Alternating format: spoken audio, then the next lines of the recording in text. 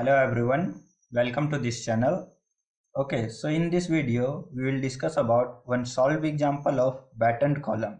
Okay, so आज की इस वीडियो में हम लोग बात करेंगे बिल्डअप सेक्शन का बैटन कॉलम का एक सॉल्व एग्जांपल। ठीक है, और इसका फुल प्रोसीजर देखेंगे कि कैसे डिजाइन करते हैं, कौन सा स्पेसिफिकेशन हमारे IS 800 में दिया गया है और जो भी स्पेसिफिकेशन नहीं दिया गया उसका भी जो बेसिक कंसेप्ट है। ठीक है, तो चलिए वीडियो को स्टार्ट करते हैं और देखते हैं कि कैसे हम लोग यूज करते हैं। ठीक है, इस वीडियो में हम लोग IS 800 का सारा कॉन्सेप्ट देखेंगे। यहाँ पे आप देख सकते हैं मेरे पास एक IS 800 2007 का बुक है। ठीक है, इसमें मैं आप लोग को सारा कंसेप्ट बताऊंगा, कौन सा जो स्पेसिफिकेशन है कितने पेज नंबर में दिया गया और कहाँ पे दिया गया। ठीक है, जिससे आप लोग जब कोई भी क्वेश्चन सॉल्व करेंगे और आप लोग को ये IS 800 जब सॉल्व करने के टाइम यूज करेंगे तो यूज करने के टाइम पे आप लोग को हेल्पफुल होगी। ठीक है, तो चलिए देखते हैं हमारे पास क्वेश्चन क्या है। ठीक है, तो देखिए हमारे पास क्वेश्चन क्या है, design a column of effective length 5.9 metre. एक कॉलम डिजाइन करना है जिसका इफेक्टिव लेंथ हमारे पास कितना दिया गया है, 5.9 metre. Okay, and it is subjected to a factored axial compressive load of 2000 kilo newton. एक फैक्टर एक्सियल लोड है, देखिए ध्यान रखिए यहाँ पे क्या फैक्टर्ड लोड है। ठीक है, तो आप लोग को फैक्टर करने की जरूरत नहीं, वो कितना दिया हुआ है यहाँ पर 2000 किलो न्यूटन का। ठीक है, उसके बाद क्या है क्वेश्चन में, provided two channel section back to back connected with batten by side welded connection use steel of grade 4Fe410। ठीक है, स्टील का कौन सा ग्रेड यूज करना है, Fe410 यूज करना है। और हम लोग को क्या channel section back to back provide करना है। ठीक है, बैक टू बैक और बैटन सिस्टम। ठीक है, बैटन सिस्टम प्रोवाइड करना है, ये हम लोग को क्या इस क्वेश्चन में भी दिया गया। ठीक है, तो चलिए देखते हैं डिजाइन कैसे करते हैं। ठीक है, तो सबसे पहला बात कि बिल्डअप सेक्शन पहले हम लोग कब प्रोवाइड करते हैं। ठीक है, तो बिल्डअप सेक्शन हम लोग कब प्रोवाइड करते हैं, जब वन इंडिविजुअल कॉलम जो रिक्वायर्ड एरिया होता है फाउंडेशन का, ठीक है, वो अगर सेटिस्फाई नहीं कर पाता है तो हम लोग बिल्डअप कॉलम यूज करते हैं। और बिल्डअप कॉलम में ये बैटन्स या फिर कॉलम लेसिंग दोनों में से कोई एक यूज करते हैं। ठीक है, तो चलिए देखते हैं इसको सॉल्व कैसे करेंगे। ठीक है, तो देखिए 4Fe410 means Fe410 grade of steel, ultimate strength Fu equal to 410 megapascal हो जाता है और Fy इक्वल टू 250 मेगापास्कल हो जाता है। ये क्यों होता है मैंने फर्स्ट वीडियो में बताया हुआ हूँ। ठीक है, उसके बाद partial safety factor gamma m0 equal to 1.10 and gamma m1 equal to 1.50। ठीक है, फॉर साइट वेल, ये हम लोग को कहाँ से मिला है, IS 800 का टेबल नंबर 5 से। ओके, यहाँ पे आप लोग देख सकते हैं IS 800 का टेबल नंबर 5 पे सारा फैक्टर ऑफ सेफ्टी दिया गया है, उसी को मैंने यहाँ पे यूज किया हूँ। ठीक है, इस टेबल से मैंने पार्शियल सेफ्टी फैक्टर यूज किया हूँ। ठीक है, जो कि यहाँ पे लिया गया है, gamma m0 equal to 1.10 and gamma m1 equal to 150।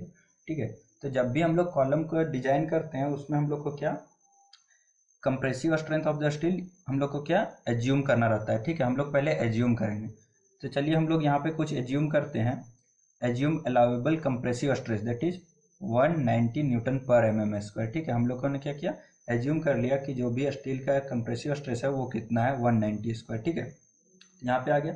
अब हम लोग को क्या चाहिए, जब स्ट्रेस मिल गया तो हम लोग को क्रॉस सेक्शन एरिया निकालते हैं। क्रॉस सेक्शन एरिया कैसे निकालते हैं, हमारे पास क्या होता है, stress equal to force by area होता है। तो यहाँ से मैं इसको क्रॉस मल्टीप्लाई करूंगा तो ये निकल जाएगा, यहाँ पे क्या कैसे आ जाएगा, लोड बाय स्ट्रेस। वही कॉन्सेप्ट यहाँ पे मैं लगाया हुआ हूँ, cross sectional area required that is, ये हमारे पर फोर्स जो कि दिया हुआ था क्वेश्चन में, factored load 2000 kilo newton, that is 2000 kilo Newton को मैंने न्यूटन में चेंज कर दिया और डिवाइड कर दिया स्ट्रेस से, तो मेरे पास आ गया क्या, रिक्वायर्ड एरिया हमारे पास कितना आ गया, 10,526.3 mm²। ठीक है, ये हमारे पास आ गया क्या, मिनिमम रिक्वायर्ड एरिया मीन्स इतना एरिया चाहिए to transfer the 2000 kilo newton load. ठीक है, अब हमारे पास क्या है, हम लोग क्या यूज करेंगे, जो भी चैनल सेक्शन अब हम लोग यूज करेंगे। चैनल सेक्शन क्यों, यहाँ पे क्वेश्चन में ही बोल दिया गया कि हम लोग को चैनल सेक्शन ही यूज करना है बैक टू बैक। अब जो भी चैनल सेक्शन यूज करेंगे उसका एरिया कितना, ये जो है 10526.3, इससे ज़्यादा होना चाहिए। ठीक है, तो चलिए हम लोग ट्रायल लेते हैं, हम लोग ट्राई करते हैं कि IS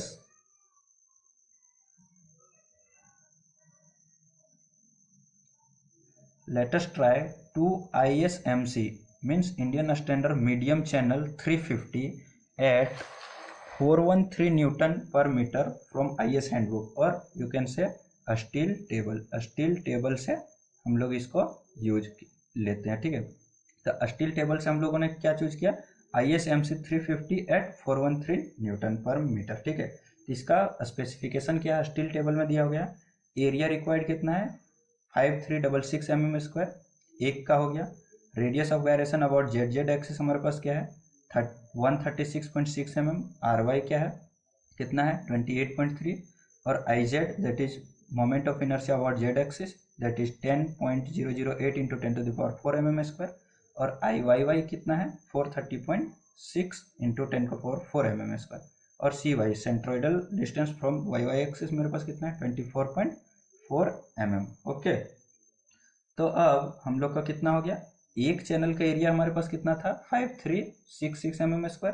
तो हमारे पास टोटल एरिया कितना हो जाएगा, दो channel back to back provide कर लेंगे, तो 2 इंटू 5366 इक्वल टू हमारे पास कितना आ जाएगा 1073.732 mm²। ये जो एरिया है मेरा कितना, इससे ज़्यादा है, जो कि हमारा रिक्वायर्ड एरिया था, रिक्वायर्ड एरिया से एरिया ज़्यादा है, मीन्स एरिया में ये सेटिस्फाई हो गया, ठीक है। अब देखिए lambda that is slenderness ratio of the column कितना होना चाहिए, lambda effective. Lambda effective equal to क्या होता है KL/R मिनिमम। तो KL सिंस जो हमारा क्वेश्चन में था वो इफेक्टिव लेंथ था, इसीलिए यहाँ पे K का इक्वल टू कितना 1 हो जाएगा, क्योंकि वो इफेक्टिव पहले से करके दिया गया, ठीक है। तो वही हमने यहाँ पे 5.9 लिया हूँ इंटू 10⁻3, और R मेरे पास क्वेश्चन में कितना था 136.6, और अब देखिए ये मेरे पास क्या है 1.10। ये क्यों मल्टीप्लाई हुआ, ये बहुत ही इंपॉर्टेंट है चीज़ है, ठीक है, इसको देखिए ध्यान से।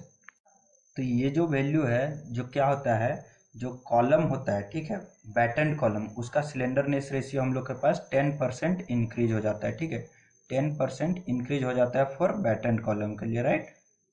तो इसीलिए हम लोगों ने यहाँ पे क्या मल्टीप्लाई किया हूँ 1.10। ये मैंने पिछले वीडियो में भी बताया हूँ आप लोग को, आप लोग चाहें तो देख सकते हैं, मैं स्पेसिफिकेशन में भी दे दिया हूँ, उसका लिंक आप लोग देख सकते हैं, ठीक है। तो अब देखिए हमारे पास क्या आ गया, for lambda E equal to 47.51 and FY equal to 250 and buckling curve C, ठीक है, buckling curve C design compressive stress from table 9C of IS 800, ठीक है।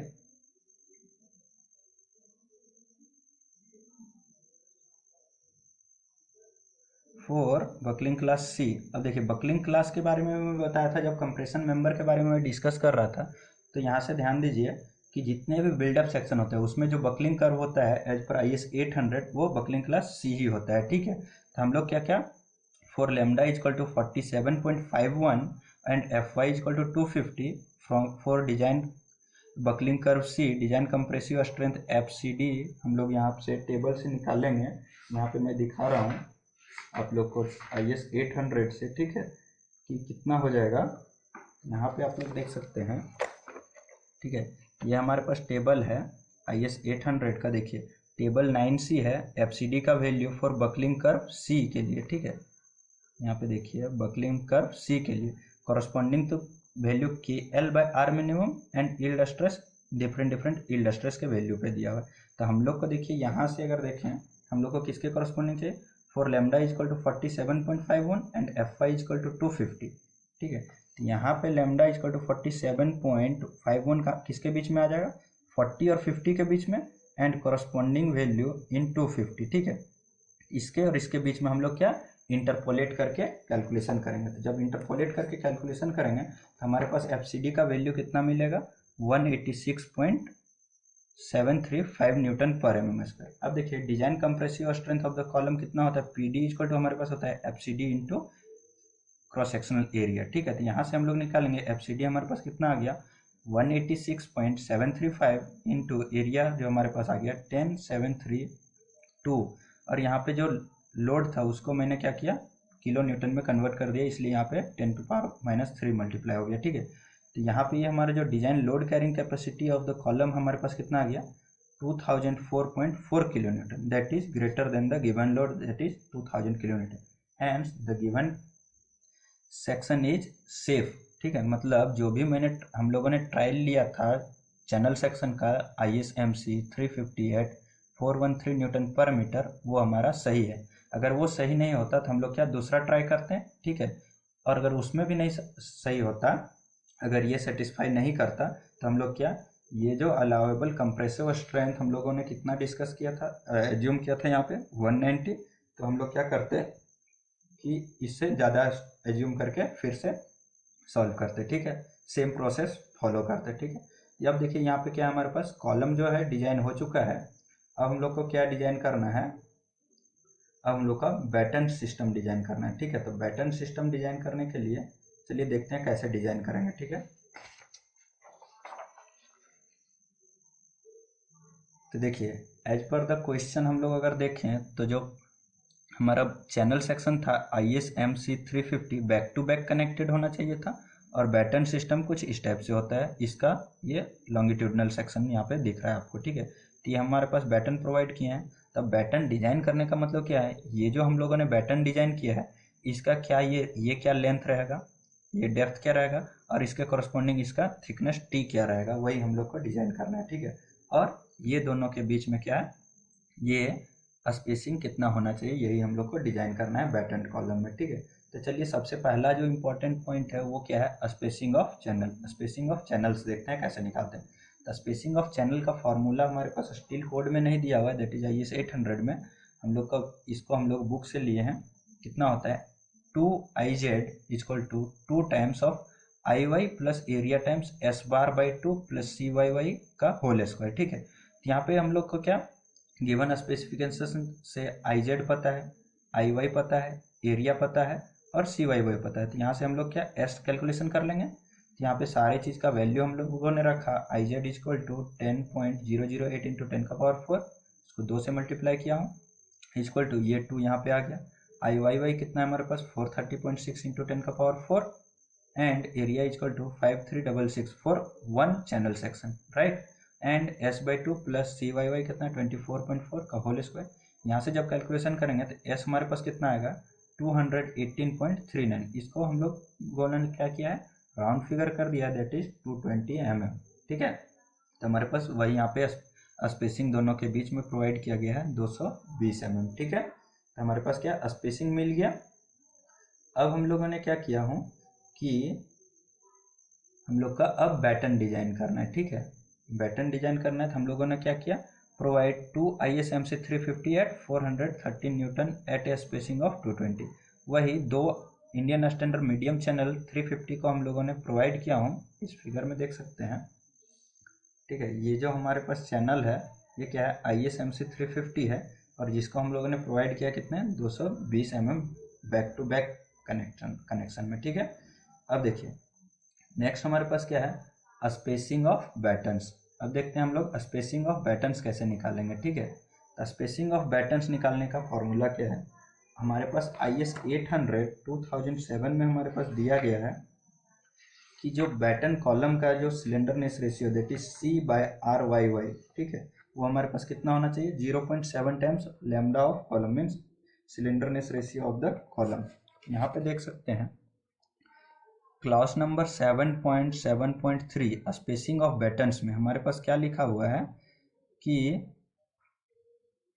इन a batten compression member where the individual member are not specifically checked for shear stress and bending moments, the spacing of battens centre to centre of its fastening shall be such that the slenderness ratio KL/R of the any component over that distance shall be neither greater than 50, means वो 50 से ज़्यादा नहीं होना चाहिए, या फिर 0.7 times of the slenderness ratio of the member. देखिए यहाँ पे दो चीज़ दिया है, एक 0.7 टाइम्स और 0.7 times of slenderness ratio of the column या फिर मेंबर, या फिर 50 से ज़्यादा नहीं होना चाहिए, वैसी को मैं यहाँ पे यूज करने वाला। तो देखिए C/RY should be less than 0.7 times of lambda of the column. यहाँ से हम लोगों ने C निकाला, C should be less than 0.7 into lambda of the column. हम लोगों ने पहले कैलकुलेशन किया कितना था हमारे पास 47.51 इंटू RY हमारे पास दिया हुआ है 28.3, ठीक है। तो यहाँ से हमारे पास C का वैल्यू कितना आ गया 941.7 mm, ठीक है। हमारा पहला केस है, ठीक है। अब सेकेंड केस क्या है C by R Y should be less than 50, therefore यहाँ से सी निकालेंगे, आर वाई इधर चल जाएगा, मल्टीप्लाई हो जाएगा 50 इंटू 28.3, तो यहाँ से हमारे पास सी का वैल्यू आ जाएगा हमारे पास कितना 15 mm मीन्स 1415 mm। तो अब इन दोनों में से ये जो हमारे पास दो कंडीशन था, एक C by R Y should be less than 0.7 mm, 0.7 times of lambda of column, and C by R Y should be less than 50, ये दोनों में से जो कम आएगा, तो दोनों में से कम कितना आ गया हमारे पास 941। तो हम लोग को देखिए पैटर्न का जो स्पेसिंग है, जैसे कि आप इस फिगर में देख सकते हैं, ये हमारे पास एक पैटर्न प्रोवाइड किए, एक पैटर्न यहाँ पे प्रोवाइड किए, ये दोनों के बीच जो सेंट्रोइडल डिस्टेंस है उसको हम लोग स्पेसिंग ऑफ पैटर्न्स बोलते हैं, ठीक है। तो हम लोगों ने कितना प्रोवाइड किया इसको 940 mm, सॉरी यहाँ पे ये बाय मिस्टेक गलत लिखा गया है, ठीक है। ये हमारे पास कितना होना चाहिए 940 mm का स्पेसिंग में प्रोवाइड किए हम लोग दोनों पैटर्न्स को, राइट। अब हमारे पास है पैटर्न का थिकनेस कितना प्रोवाइड करेंगे, लेंथ कितना प्रोवाइड करेंगे वो, ठीक है। तो हम लोगों ने क्या किया, provide pattern at a spacing of 940 mm, right. अब देखिए हम लोग पैटर्न डिजाइन करते हैं, ठीक है। पैटर्न डिजाइन कैसे करेंगे, size of end patterns means देखिए जैसे कि हमारे पास एक कॉलम है, ठीक है, ये क्या है चैनल सेक्शन था, एक पैटर्न ये है, एक पैटर्न ये है, एक पैटर्न ये है, इस टाइप से पैटर्न है। तो जो लास्ट का पैटर्न है इसको हम लोग इंड पैटर्न्स बोलते हैं, ठीक है। और जो ये बीच का होता है इसको हम लोग मिडिल पैटर्न बोलते हैं, ठीक है। तो हम लोग पहले इंड पैटर्न्स का डिजाइन करते हैं, उसका जो डायमेंशन होता है मीन्स लेंथ और विड्थ और थिकनेस वो डिफरेंट होता है फ्रॉम द इंटरमीडिएट पैटर्न से, ठीक है। तो हम लोग पहले इंड पैटर्न्स का डिजाइन करते हैं। तो इंड पैटर्न्स का डिजाइन करने के लिए हम लोग को क्या थिकनेस पहले चाहिए, सॉरी डेप्थ हम लोग पहले कैलकुलेशन करते हैं। Overall depth of the patterns means, overall depth कहने का मतलब क्या है, ये वाला यहाँ से यहाँ तक का ये जो डेप्थ है ये हमारे पास कितना होना चाहिए, ठीक है। ये हमारे पास कितना हो जाएगा, ये जो स्पेसिंग है दैट इज 220 mm प्लस यहाँ से इसका सेंट्रोइडल डिस्टेंस और यहाँ से इसका सेंट्रोइडल डिस्टेंस जो होगा ये, और उतना ही डेप्थ हम लोग को यहाँ पे प्रोवाइड करना है, ठीक है। तो यहाँ पे आप लोग देख सकते हैं ये जो स्पेसिंग था कितना था हमारे पास 220 mm, उसमें प्लस कर दिया हम लोगों ने दोनों साइड का centroidal distance that is 24.4 into 2, यहाँ से सॉल्व करेंगे तो ओवरऑल डेप्थ हमारे पास कितना अप्रॉक्सीमेटली 270 mm राउंड फिगर में आ जाएगा, ठीक है। ये हो गया। अब हमारे पास क्या है next thickness of the pattern, ये हमारे पास क्या डेप्थ आ गया, अब लोग को क्या चाहिए थिकनेस। तो थिकनेस का स्पेसिफिकेशन हम लोग को दिया हुआ है यहाँ पे IS 800 का क्लास नंबर 7.7.2.3 में, ठीक है। तो यहाँ से देख सकते हैं